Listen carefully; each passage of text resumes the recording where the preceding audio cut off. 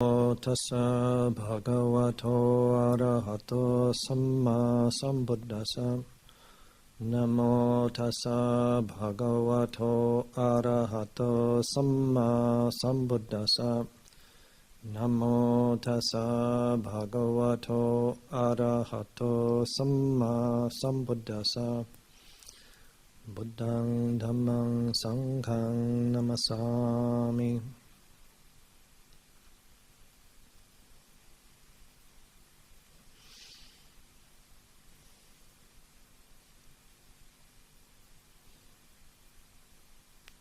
As I mentioned at the beginning of the evening, for me at least, it's very nice to see this many people coming for the evening, for however long you can stay. Also, some people have been, I think, around most of the day from the outside.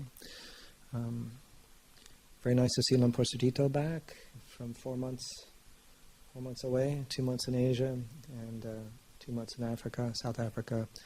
And so just in case you think I'm ignoring him by not having him do all of these things, I'm coming from a place of compassion. He just arrived back about 30 hours ago. And so just give him a break. He's done a lot of teaching the last 4 months. So the event of Magha Puja, and just in case anybody is noticed that a month ago a lot of Buddhist monasteries and temples celebrated Magha Puja. Maybe it didn't come on your radar, but different Buddhist countries, because there's, I don't know the exact details, but because it's sort of solar and lunar, and so when you've got two moons that are quite close to, kind of either in the same month, then Thailand tends to choose the second one. And the Vasa is very late. The rains retreat starts very late because it's a lunar, so it's starting almost at the very end of July instead of the beginning of July, like sometimes. So it's a bit confusing. So just in case, because I know some other traditions, they say, no, we had Magha Puja 1 month ago. What are you doing? So that's why. So regardless of which one it really is, because we could get into arguments.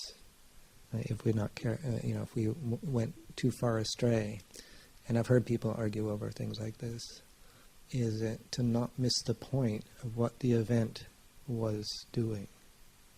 So the event, as is handed down historically, is there were 1,250 fully enlightened bhikkhu disciples of the Buddha, quote unquote, spontaneously gathered in Rajgir, India, in the bamboo grove, the Velavana. That there hadn't been some big arrangement like, that I'm sending out word far and wide. This is what we're handed down historically. In the actual suttas, in the oldest texts, it doesn't give a lot of detail. It doesn't give a lot of detail. There's commentarial text afterwards which does. And so what's thought is that probably it was the group of 1,000 monks that realized Nibbana during the fire sermon. That's what it's thought, and then the other 250 would have been disciples of the new disciples of the earliest enlightened disciples of the Buddha, and that this happened within the first 10 months after the Buddha's enlightenment. So just to give it a little bit of historical context. And then, over the years, there's been lots more commentarial things written about it. So here again, not to get lost in trying to figure out, well, did it really happen like that? And was it really 1,250? Was it less or was it more? And that seems like a pretty convenient number.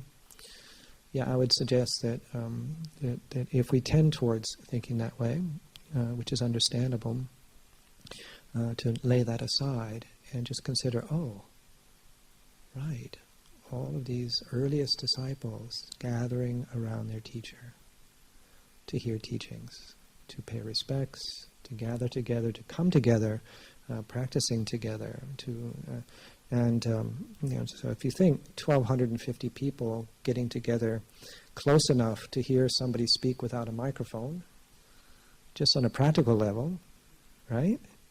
And we don't know how big the bamboo grove was at that time. At least I'm not aware. I've been to it 10 years ago. I was fortunate to go on pilgrimage, and yeah, you could certainly fit that many people there. But yeah, to be able to come together and to share space together, to be, it's not like they were all off, probably, off in the wilderness, in a kuti in the forest. They're probably all, staying quite close, or a lot of them staying close together, coming together. The important thing for them, I would suggest, is that coming together, practicing together, paying respects to their beloved teacher, listening to teachings, and then going back. Now, how they all can, how it happened in terms of, it sounds to me like it wasn't, historically it says it wasn't, like 1,250 individuals coming from all the corners of India. So if it was a group, it may be the group of 1,000 newly enlightened monks from the fire. So maybe they were still pretty much a cohesive group. So maybe it was easy for them to all kind of just walk there and together. But they came together, and this is what we're handed historically, and that symbol of so many things, but respect, interest, harmony, sangha, a unified. One of the translations I've heard for sangha is unified assembly. There's a unification around shared aspiration for awakening, unification around shared values in terms of ethical conduct, unification around living harmoniously, not just harmlessly, but harmoniously, because we can be kind of harmless in some ways and yet maybe not live in harmony with the people around us or the situation around us. To be really devoted to coming and seeing your teacher, to see your teacher, and then listen to teachings. And the teaching that's handed down from that gathering is the one we recited. So the Ovada Padimokkha. Ovada, often in English it's translated as, some way, I'm not quite fond of it, but admonishment, but encouragement, to give an encouragement to people. And we will recite it again before we do the circumambulation. But it's very simple. And, I've heard, I've read commentary on it, and I've also heard people kind of reflect on it and point out the simplicity. To do good and refrain from evil is a basic premise. And sometimes you'll see that just written on its own, just that one line, one or two lines. And you'd think, well, wow, that was a teaching that the Buddha gave to 1,250 fully enlightened beings. Maybe he could have used the opportunity to give some sort of higher teachings. But and that's fair enough, to think like that. But it seems like that it was that laying down the first sort of codification. That's how some people consider it. Because what we understand is that the teachings, they weren't being written down yet. Writing was in existence in India at that time, apparently, but it wasn't really used for writing down religious teachings, spiritual teachings. It was used more business, mathematics, things like that. Early days of writing. It was an oral tradition. And so this simple teaching, and then one can think of it, well, it's simple, but in a way, to me, it's like the way I consider the 5 precepts, that, that it's not beginner stuff, it's profound. The profundity of somebody actually, not the actual recitation of it, but the living of the 5 precepts, to me, is profound. And for those of you who have been near me before, maybe hearing talks or Q&As and stuff, I'll often reflect on this. Can you imagine, so I ask the question, can you imagine if the whole world lived on the 5 precepts? And so I've done this even as a guided meditation before, just going one precept at a time slowly and just taking a few minutes to consider what the world would be like, even just one precept. Take one precept and consider that. Maybe sometime when you're doing a meditation coming up sometime soon, just take a half an hour to go through the 5 precepts one by one and consider what our own life would be, us as an individual, the people around us, the living beings around us, our family, community, country, region, world would be like. Or to take the Awada Padimokkha, this to refrain from evil and do good. Just if the whole world did that, so there was no intentional killing, no intentional harming. I mean, I'm on a news fast right now because we're in the winter retreat, but I did pick up a couple of things from some people I had contact with. Just think, just read the headlines, maybe scan your favorite news app, and then consider, well, what if, like, how many of those things would be happening if everyone refrained from evil and just do good? If everybody refrained from intentionally killing, intentionally harming. If there was no stealing, no taking things that aren't given, and no sexual misconduct, there's loyalty, no lying, no harsh speech, and not worrying that somebody is drunk or stoned, let alone ourselves. So consider these things, even in this real bare simplicity, and a lot of the teachings, they are simple. But simple, as we know, does not equate easy all the time. It can be challenging, can be difficult. I know, just when I first picked up the 5 precepts as a layperson, it wasn't easy. The way I was living, the people I was spending most of my time with weren't exactly encouraging all of the 5 precepts. They weren't bad people necessarily, but it was hard. It was hard. Dhamma teachings, when we, looking at there's to me there's a certain simplicity in so much of it, but not easy. We need to apply them, unpack them, reflect on them, use them. These are our Dhamma tools. The precepts and teachings are our Dhamma tools. And so that first gathering, or that gathering in the Velavana in Rajgir, who knows what else was said, in terms of teachings and things. I would imagine that more was said, and maybe it's recorded, I just haven't remembered.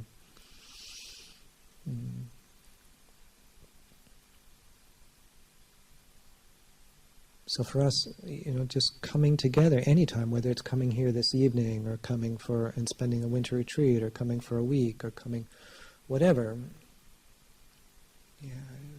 to take that, use those core values. Of course, anybody by staying here is living on precepts.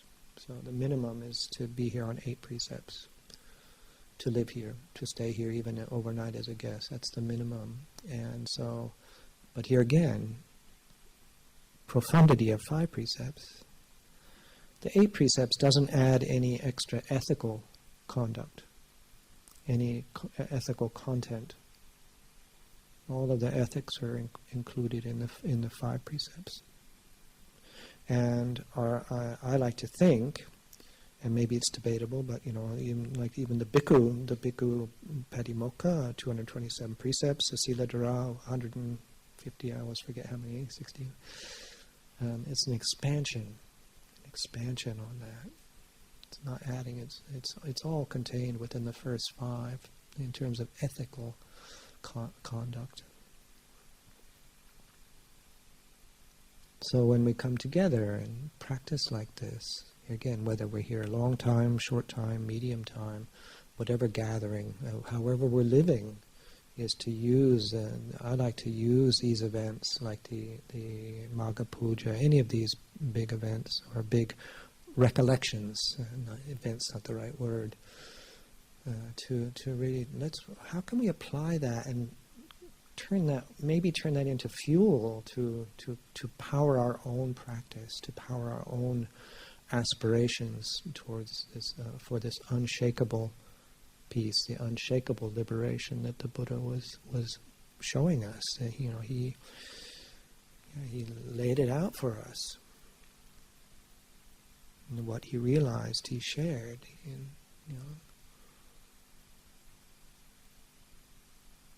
Coming together. So nights like this also. So after we do the circumambulation, well, those of us who, as I mentioned earlier, there'll be a meditation vigil. To dedicate time to developing or cultivating the more settled, collected, restrained mind and heart, so that we can see what's going on in there, to see what binds us. So the Buddha, as he famously said, I teach two things, dukkha and the end of dukkha. So suffering, discontent, disease, unsatisfactoriness, pain. I teach that and the ending of that. Not pain in the body and emotional pain, but the pain of clinging, the pain of grasping, the pain of dukkha, the pain of non-acceptance, not being able to abide in what we're experiencing without suffering. And once again, that gathering, what we're told is that they were already enlightened beings. I would fathom a guess that there were other people around. We don't know. I would hope that there were other people around, and that hadn't realized Nibbana, but who knows? So what are we going to do with our evening? How are we going to approach this? For the resident monastic community, even the ones on retreat, I ask if they would all, because there's about maybe 40% of the community, monastic communities, on solitary retreat right now. But similar to other things like the Lumpur Cha death anniversary, when we're on retreat, I ask people to come in, and so that's an opportunity, not just for those of us who are still quite active and coming to pujas, but to all of a sudden, boom, you've been in solitary retreat for the last 9 days, and up in your hut in the forest, hardly any. You have no responsibilities apart from following your precepts. Of course, everybody had to come to the precept ceremonies this morning, because today is the full moon day, and that's what we do on the full and new moon. And so maybe there, of course, we all feel something different, each and every one of us, whether we're on retreat, not on retreat, one of the members of the retreat team, living outside, whoever, we're all going to experience this evening differently. And we all have this opportunity to relate to this evening. It's different. We're seeing things through our own perceptions, and to use whatever perceptions are arising, whether we like it, we don't like it, we like this, we don't like that. Maybe we don't like ceremony, maybe we love ceremony. Maybe we really like group practice, or maybe we really can't stand it. It doesn't matter. It doesn't matter if we're using the teachings the way the Buddha meant, was to transcend liking and disliking. So Ajahn Chah is quoted as saying, liking and disliking have the same value in terms of Dhamma. Same value. But the world teaches us to like and get what we like and keep what we like. And if we don't like it, then try and change it and get away from it as quick as possible and get what you like. And stay in the pleasant spectrum of experience. And the Buddha's teachings are so that we can, pleasant, unpleasant, You feel them. It's not that we become numb. We're not just becoming numb to emotion and feeling, no. But we are developing the heart and mind that don't suffer. That can actually experience these things. And so, there's certain aspects of our routine here, certain aspects I really, really like. And some of them I like less, or maybe even don't like. And but that's not the point. Here again, that's not the point. If the point is just to like everything, or kind of change everything, maybe the things that we don't like into something. So, if I'll change it so I like it. Well, maybe we can change our relationship to things where we end up liking things that we don't like or haven't liked in the past. That's possible, but it's I don't know. Having tried that, I saw a real fragility and also a stress. We're still trying. It's like a conditional. It's conditional living. Well, if I can just get it so I like the things that I don't like, then I'll be okay. That's conditional peace. That's a conditional, pleasant way of living. We're trying to live pleasantly. And we can do that. We can set things up in as good a way as possible. But to have everything pleasant the way we want, especially, this is what I feel is so beautiful about living in community, is that it's a community. What one person is going to like and find perfect and pleasant, maybe somebody else is going to go, oh, this is a nightmare schedule. And somebody else might think, oh, this is the best schedule I've ever been involved in. This is the best monastery. This is the best everything. And then things change anyway. The community changes or the routine changes. So if we can use change, because change is happening anyway, whether we like it or not. And we can control change a little bit. We can affect the world around us to a certain degree, yes. But as Dhamma practitioners, don't make that that's not the point. To affect change where we can, if it's wholesome, but not base our well-being on getting the change that we want.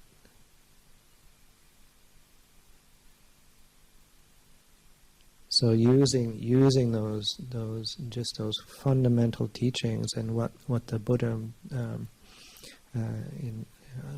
offered that night was just a real basics, to use those the foundations of this life as Dhamma practitioners in the Buddhist tradition. To use those foundations and then build from there. If we have a solid foundation, and then the rest will stand up. If the foundation is wobbly, fragile.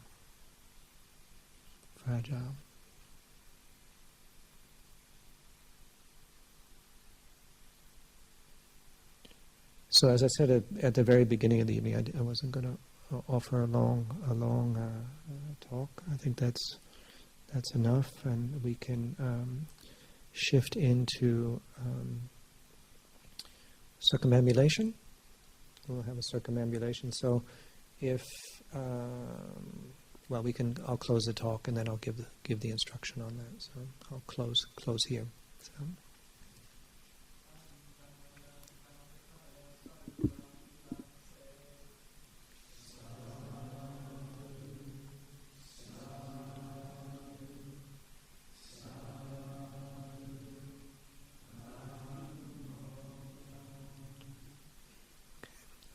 So if our team of candlelighters can get to work, that would be.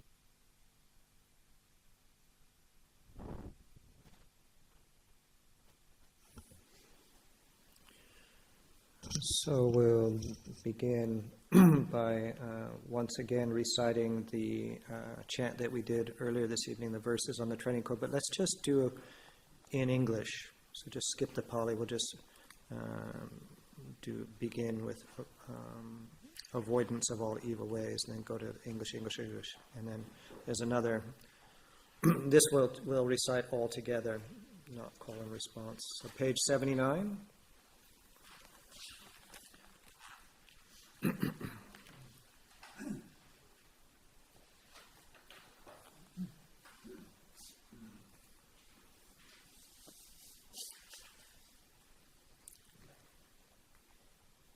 Now let us chant the verses on the training code.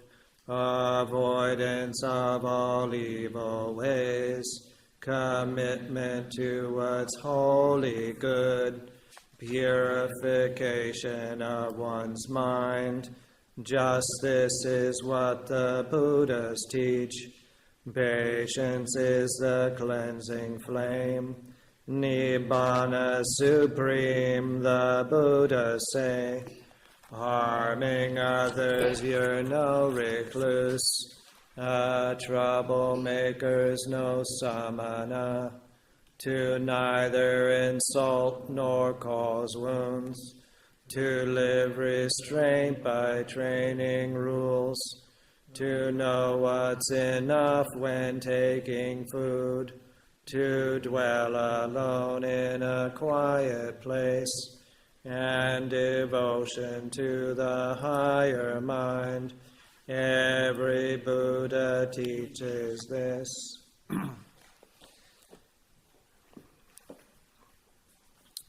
And now we'll bow 3 times, and then we'll do the Namo Tassa together.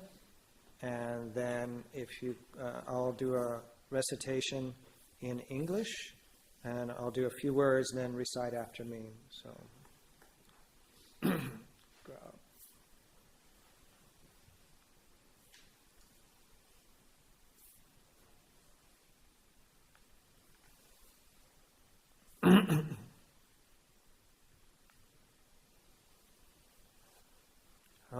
Namayang Buddhasa Bhagavato Pupa Bhaganamakarang Karoma Se Namo tassa bhagavato arahato samma sambuddhassa. Namo tassa bhagavato arahato samma sambuddhassa. Namo tassa bhagavato arahato samma sambuddhassa. Today being the full moon of March, it is the Magha Puja, the day when the Tathagata, the completely enlightened Buddha, recited the Ovada Padimokkha to the assembled Savaka Sangha at noon on that full moon. These 1,250 bhikkhus, whose hearts were completely pure, had gathered together without prior arrangement at the Lord Buddha's residence of Veluvanarama.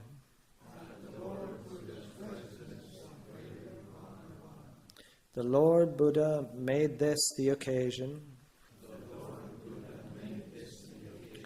to recite the 4 verses